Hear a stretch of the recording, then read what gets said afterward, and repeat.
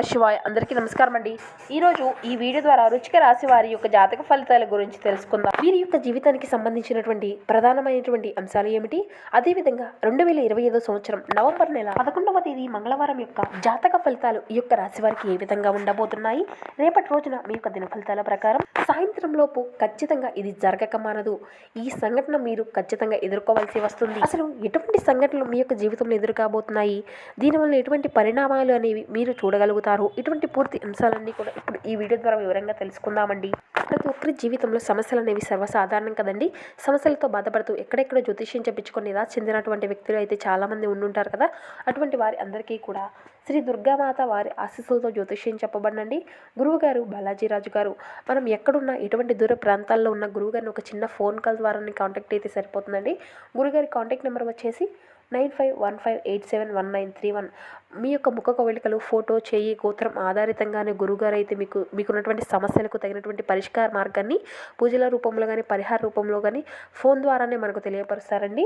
చాలా నమ్మకమైనటువంటి గురుగారు. మీకు ఏ సమస్య అయినా కావచ్చు, అది కుటుంబం సమస్యలు, వ్యాపారం, కోర్టు, విదేశీ ప్రయాణం, ధననిలకలు లేకపోవడం, ఆరోగ్యం, సంతానం, ప్రేమ, పెళ్లి మొదలగు ఎటువంటి సమస్యలకైనా కానీ గురుగారు చక్కని పరిష్కారాన్ని అయితే ఖచ్చితంగా తెలియపరుస్తారు.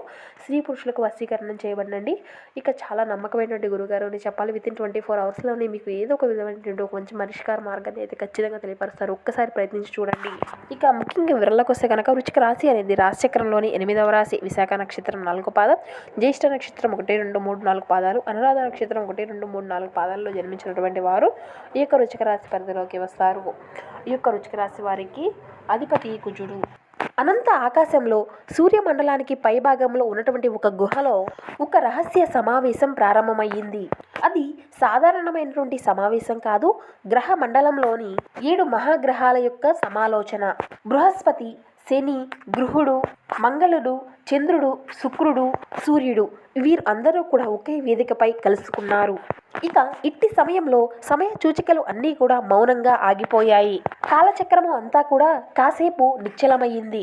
ఎందుకంటే ఈరోజు మంగళవారం సాయంత్రం 6:24 సమయంలో ఒక పెద్ద ఆధ్యాత్మిక మార్పు అనేది జరగబోతుంది అని సర్వలోకము అంతా కూడా గుర్తించింది.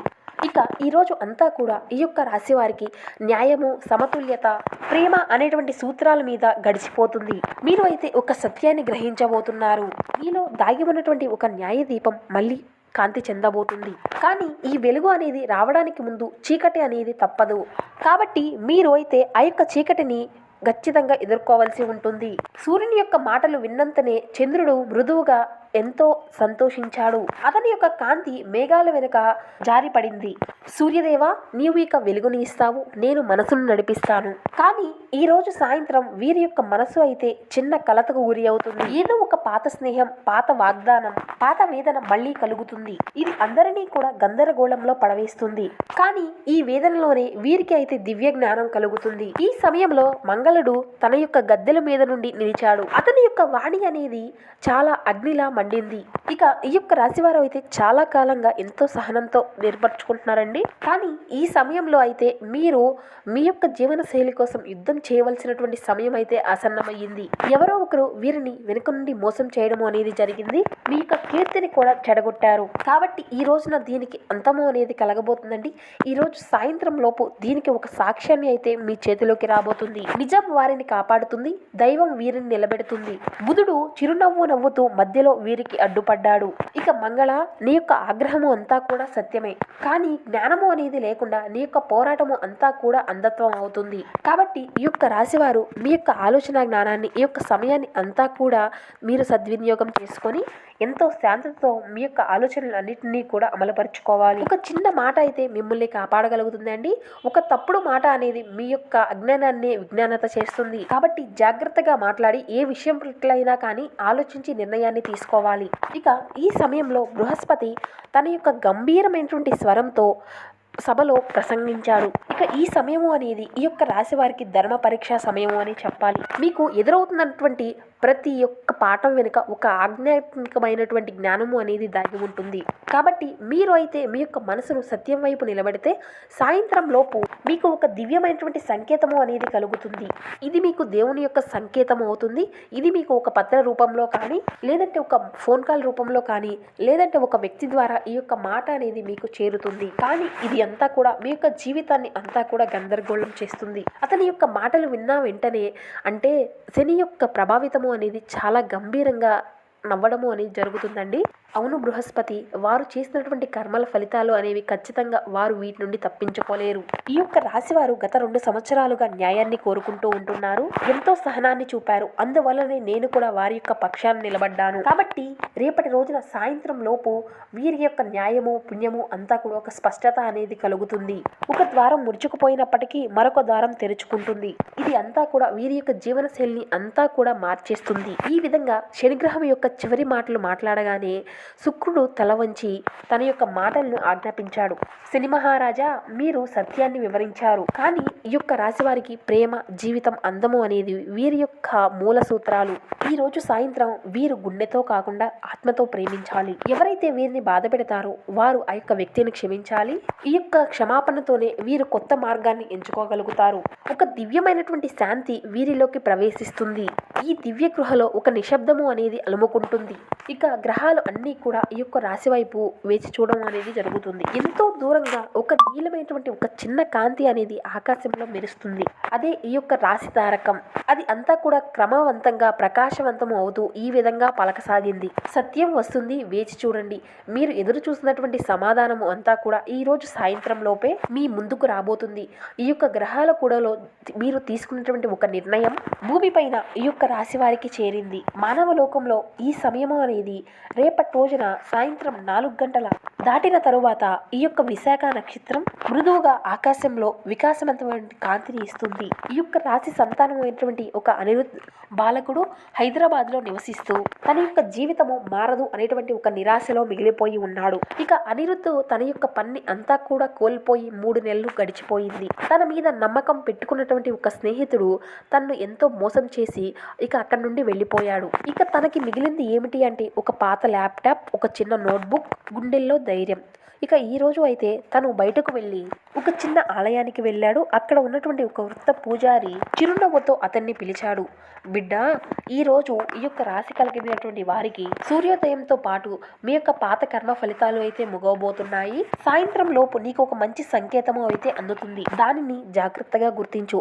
అది దేవుడి చేత రాయబడింది అని అతనుకు తెలుపుతాడు.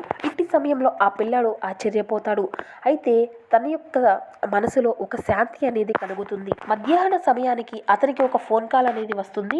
ఆ కాల్ అనేది తన యొక్క పాత స్నేహితురాలు మాధురి నుండి వస్తుంది. నీ గురించి ఈ విధంగా చెడుగా ప్రచారం చేసినటువంటి వ్యక్తి, అదేవిధంగా నీ నుండి దూరమైనటువంటి వ్యక్తి కూడా ఒక్కరే అని. అతనికి కూడా కర్మఫలం వస్తుంది. నీవు చింతించకు, సత్యము అనేది బయటపడుతుంది. ఇది అంతా కూడా విన్నటువంటి అనిరుద్ధ్ మనసు అంతా కూడా గందరగోళంగా మారింది. చంద్రుడు ఆకాశంలో పెరుగుతున్నట్లుగానే తన యొక్క భావోద్వేగాలు కూడా పెరిగాయి. అతని యొక్క మనసు అంతా కూడా ఆలోచనల యొక్క యుద్ధ భూమిలా మారింది. ఆ సమయంలోనే మంగళుడు ఈ యొక్క రాశి వైపు దృష్టి పెట్టాడు. తన యొక్క అగ్నితో ఇతనికి ధైర్యాన్ని నింపాడు. సాయంత్రం 6:15 తర్వాత ఎర్రటి సూర్యాస్తమయమైనటువంటి సమయంలో అనిరుద్ధు తన గదిలో కూర్చొని తన యొక్క ల్యాప్టాప్ని ఓపెన్ చేశాడు. తనకు ఒక కొత్త మెయిల్ వచ్చింది. అది ఒక కంపెనీ నుండి, అంటే చాలా పెద్ద కంపెనీ అది. మేము మీ యొక్క పాత ప్రాజెక్టుని చూసాము, మీరు మా టీంలో చేరవలసింది అని. ఆ సమయంలోనే అనిరుద్ధికి తన యొక్క వృద్ధ పూజారి యొక్క మాటలు అయితే గుర్తుకు వచ్చాయి. ఇదే ఈ దివ్య యొక్క సంకేతము అని తనకు అర్థమయ్యింది. మరలా అదే సమయంలో మరొక మెసేజ్ వచ్చింది. తనను మోసం చేసినటువంటి తన యొక్క స్నేహితుడి నుండి. నన్ను క్షమించి అనిరుద్ధ్, నేను నిన్ను తప్పు చేశాను, నీ వద్ద తప్పు చేశాను, నిన్ను మోసం చేశాను, నాకు మరలా శిక్ష పడింది అని. అనిరుద్ధ్ కళ్ళల్లో నీళ్లు వచ్చాయి. తను తన యొక్క స్నేహితుడిని క్షమించాడు. అదే సమయంలో ఆకాశంలో శుక్రగ్రహం మెరిసింది. గ్రహాల సభలో శుక్రుడు చిరునవ్వుతో ఉన్నాడు. ఈ యొక్క రాశివారిని క్షమించాడు. ప్రేమతో మోసాన్ని గెలిచాడు. ఇప్పుడు అతని యొక్క జీవితంలో శాంతి అంతా కూడా చేకూరుతుంది. ఇక ఈ రోజు రాత్రి బృహస్పతి మృదువుగా ఈ విధంగా మాట్లాడసాగాడు. ఇక ఈ రోజున మీరు నేర్చుకున్నదే మహాసత్యం. సత్యం ఎప్పుడైనా ఆలస్యంగానే వస్తుంది, సత్యమే నిజమవుతుంది. శని గంభీరంగా తలను ఊపాడు. తన యొక్క కర్మ ఫలితము అనేది పూర్తి అయ్యింది. ఇక మీ ముందున ఈ యొక్క రాశివారు న్యాయము, శాంతి, ధర్మపదంలో నడవనున్నారు. వారి యొక్క ఆజ్ఞ అనేది ఇప్పుడు మళ్ళీ ప్రకాశవంతము అవుతుంది. ఇక ఈ రోజు నుండి సాయంత్రం తరువాత మీ యొక్క జీవితంలో కొత్త ప్రారంభము, కొత్త నడవడిక అనేది ప్రారంభం కాబోతుంది. అయితే సాయంత్రం లోపు మీరు దాచినటువంటి ఒక నిజము అనేది బయటపడబోతుంది. ఒక మోసం ముగుస్తుంది. ఒక కొత్త ఆరంభం అయితే ప్రారంభం కాబోతుంది. గ్రహాల సాక్షిగా దేవతలు అయితే ఈరోజు మిమ్మల్ని పరీక్షించడం జరుగుతుంది. కానీ చివరికి వీరిని విజయ పదంలో ఖచ్చితంగా నిలబెడుతుంది. కాబట్టి మీరు మీ యొక్క సంతృప్తికరమైనటువంటి జీవితం కోసం మీరు మీ యొక్క మానసిక దృక్పథాన్ని అయితే పెంపొందించుకోండి. ఇక ఈరోజు అయితే మీ యొక్క బంధువులలో ఎవరైతే మీ దగ్గర అప్పు తీసుకొని తిరిగి చెల్లించకుండా మళ్ళీ అడుగుతారో వారికి అప్పు ఇవ్వకండి. సానుకూల దృక్పథం కలిగి సమర్థవంతముగా కూడా మీ యొక్క పనులు అన్నీ కూడా మీ యొక్క మిత్రులతో బయటకు వెళ్ళండి. ఆఫీస్లో మీకు మీ యొక్క ఎదుగుదలకు మంచి అవకాశం అయితే మీ ముందుకు రాబోతుంది. ఇక ఈరోజు మంచి నవల్ కానీ మ్యూజిషియన్ కానీ చదువుతూ కాలము అనేది గడపనున్నారండి. ఇక ఈరోజు అయితే మీరు మీ యొక్క వైవాహిక జీవితంలో ఎంతో గొప్పది అని మీ యొక్క జీవిత భాగస్వామి ద్వారా మీరు ఎంతగా ప్రేమిస్తున్నది కూడా తనకు తెలిసే విధంగా చెప్పండి. ఇక ఇదే విధంగా మీ యొక్క ప్రతికూలత అంశాలను అనుకూలంగా మార్చుకోవడానికి మీ యొక్క ఆర్థిక స్థితి అనేది మెరుగుపరచడానికి నిత్యము కూడా ఓం హం హనుమతే నమః అనేటువంటి మంత్రాన్ని 11 సార్లు ఉదయం లేచిన వెంటనే పఠించడము అనేది మీ యొక్క జీవితంలో ఒక భాగంగా మార్చుకోండి. అదేవిధంగా శివనామస్మరణ అయితే అసలు మరవకండి. ఇక మీకు ఉన్నంతలో పేదలకు, వృద్ధులకు దాన ధర్మాలు చేస్తూ ఉండండి. అపారమైనటువంటి పుణ్య ఫలితాన్ని అయితే మీరు ఖచ్చితంగా పొందుకోగలుగుతారు.